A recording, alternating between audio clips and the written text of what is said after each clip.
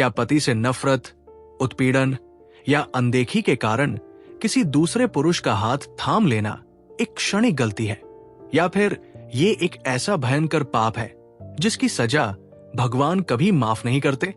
आज कई महिलाएं अपने वैवाहिक जीवन के दुख, घृणा और अकेलेपन से तंग आकर पराये पुरुष के करीब चली जाती है। लेकिन जब काम वासना का भूत उतरता है तो मन में सिर्फ एक ही खौफनाक सवाल कौंधता है, क्या ईश्वर मुझे इस कर्म का भयंकर दंड देंगे? क्या मेरा नरक में जाना तय है? आज के इस वीडियो में हम सनातन शास्त्रों, श्रीमद् भगवद गीता और पूज्य संतों की वाणी के आधार पर इस अति संवेदनशील और गंभीर प्रश्न का कड़वा सच उजागर करने जा रहे हैं। ध्यान से देखिए। ये वीडियो भटकती हुई आत्माओं को सही राह दिखाने और पाप के डर से मुक्त करने का सबसे बड़ा माध्यम साबित होगा। विवाह, घृणा और भटकता हुआ मन सनातन परंपरा में विवाह केवल दो शरीरों का मिलन नहीं, बल्कि दो आत्माओं का एक पवित्र और धार्मिक बंधन माना गया है। लेकिन व्यावहारिक जीवन में परिस्थितियां हमेशा एक जैसी नहीं होती। कभी कभी पति का अत्यधिक क्रूर व्यवहार, नशा, मारपीट, उपेक्षा या मानसिक जुड़ाव न होना महिला के मन में पति के प्रति तीव्र घृणा और दूरी पैदा कर देता है। जब स्त्री का मन अपने ही घर में घुटने लगता है तो कोई दूसरा पुरुष सहानुभूति, झूठे प्रेम या आकर्षण का ढोंग रचकर उसके जीवन में आता है, और ऐसे में अनजाने या बहकावे में आकर स्त्री पराये पुरुष से शारीरिक संबंध बना बैठती है। परंतु कर्म करने के बाद जब अंतरात्मा की आवाज जागती है तो ग्लानि और डर इंसान को अंदर ही अंदर दीमक की तरह खाने लगता है। आइए समझते हैं कि इस स्थिति पर हमारे धर्मशास्त्र और पूज्य संत क्या दिशा निर्देश देते हैं। क्या भगवान इस कर्म की सजा देंगे? आइए सीधे और स्पष्ट शब्दों में कर्म सिद्धांत और ईश्वर के विधान को समझते हैं। कर्म का नियम अटल और निष्पक्ष है। सनातन धर्म का सबसे पहला सिद्धांत है, जैसा बोओगे वैसा काटोगे। किसी भी रिश्ते में धोखे या छल का आचरण धर्म की दृष्टि में अधर्माचरण, पाप कर्म माना गया है। पति से घृणा होना एक मानवीय परिस्थिति हो सकती है, लेकिन उस वजह से विवाह के इतर संबंध बनाना आत्मपतन का कारण बनता है। यदि इंसान अपने पाप को सही ठहराने की कोशिश करता है और उसमें बना रहता है तो प्रकृति और कर्म का सिद्धांत उसे मानसिक अशांति, बदनामी और कड़े फल के रूप में दंड जरूर देता है। सजा देने से ज्यादा सुधार पर जोर देता है धर्म। लेकिन ठहरिए, सनातन धर्म सिर्फ डराने वाला धर्म नहीं है। हमारे शास्त्र कहते हैं कि भगवान केवल एक कठोर न्यायाधीश नहीं है जो आपकी गलती पर आपको सीधे नरक में धकेल दे। वे करुणा के सागर भी है। श्रीमद् भागवत महापुराण और श्रीमद् भगवद गीता में स्पष्ट लिखा है कि यदि इंसान से कितनी भी बड़ी गलती या पातक क्यों न हो गया हो, अगर वो अपनी गलती को स्वीकार कर लेता है और उस गलत रास्ते को हमेशा के लिए छोड़ देता है तो ईश्वर उसके पाप के प्रभाव को भस्म कर देते हैं। शास्त्रों और संत वाणी के तीन सबसे बड़े प्रमाण।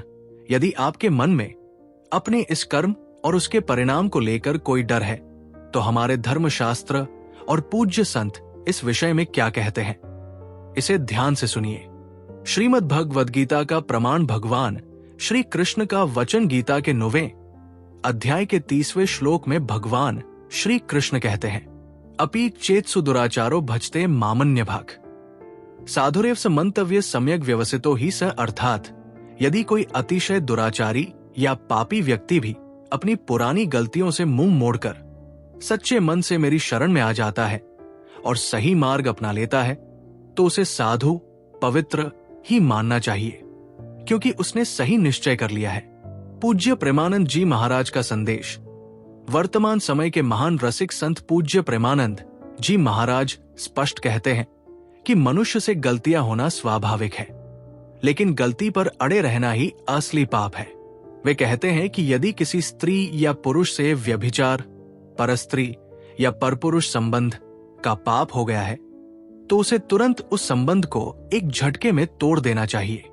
पश्चाताप के आंसुओं में वो ताकत है जो जन्मों जन्मों के पापों को धो देती है।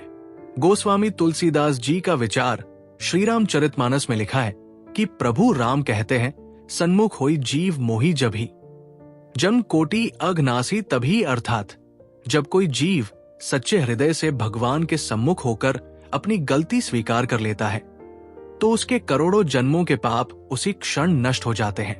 इस पाप से मुक्ति और जीवन सुधार के महाउपाय यदि आप इस मानसिक बोझ, डर और ग्लानि से बाहर निकलकर अपने जीवन को पुनः पवित्र बनाना चाहती है तो इन 4 व्यावहारिक एवं आध्यात्मिक कदमों को तुरंत उठाएं।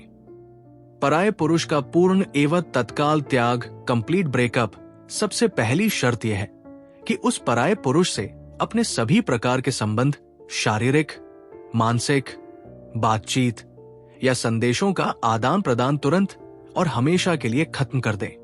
जब तक आप उस गलत आचरण में बनी रहेंगी तब तक आपकी क्षमा याचना या पूजा पाठ कभी स्वीकार नहीं होगी। हृदय से सच्चा पश्चाताप एकांत में बैठकर अपने इष्टदेव भगवान श्री कृष्ण, शिव जी या माता दुर्गा के सामने अपने आंसुओं से अपनी गलती की क्षमा मांगे। ईश्वर से कहें, हे प्रभु, मोह और अज्ञानता में मुझसे ये बहुत बड़ा अधर्म हुआ है। मैं अपनी इस गलती पर शर्मिंदा हूं। मुझे क्षमा करें और आज के बाद मैं मर जाऊंगी, लेकिन ये पाप दोबारा नहीं करूंगी। पति के साथ समस्या का धर्मानुकूल समाधान। यदि पति के साथ रहना संभव है तो बातचीत करके या परिजनों की मदद से रिश्ते को सुधारने का प्रयास करें।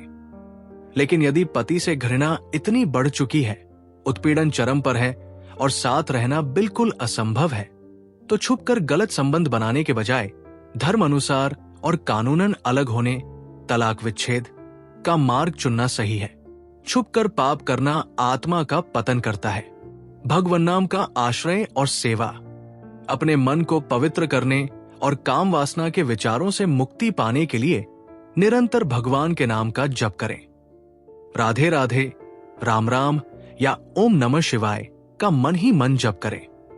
नाम जप में इतनी प्रचंड ऊर्जा होती है कि वो मन के सारे विकारों और पाप कर्मों के बीजों को भस्म कर देती है। अपनी सामर्थ्य अनुसार भूखे जीवों, गायों या असहायों की सेवा करें। मन की तड़प और सच्चे भाव को देखते हैं। अतीत में जो हुआ उसे बदला नहीं जा सकता, लेकिन वर्तमान में सही फैसला लेकर आप अपने भविष्य को नरक बनने से जरूर बचा सकती है। सच्चे मन से पश्चाताप करें और एक पवित्र व धर्म सम्मत जीवन जीने का संकल्प लें। मिलते हैं अगले वीडियो में। ओम नमः शिवाय।